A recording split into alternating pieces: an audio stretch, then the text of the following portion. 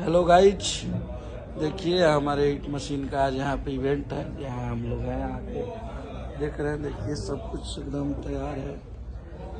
इधर सारे हम सब भाई गोलू भैया है, ये रवि भैया है। तो फाइनली दोस्तों आप लोगों के लिए लेकर आया हूं बहुत ही बड़ा खुशखबरी। अब कुछ देर में शुरू होने वाला है खेसारी लाल यादव का आज लखनऊ में इवेंट शो। जहां पर इवेंट शो होने वाला है, आप लोग वहां का नजारा देख सकते हैं। कितना अच्छे तरीके से तैयारी किया गया है। बस कुछ ही देर में अब शुरू होने वाला है इवेंट शो। खेसारी लाल यादव के बेहतरीन राइटर अखिलेश बाबा अपने सोशल मीडिया अकाउंट पर यह वीडियो शेयर किए हैं। यह लखनऊ में जहाँ इवेंट शो होने वाला है वहीं की यह वीडियो है।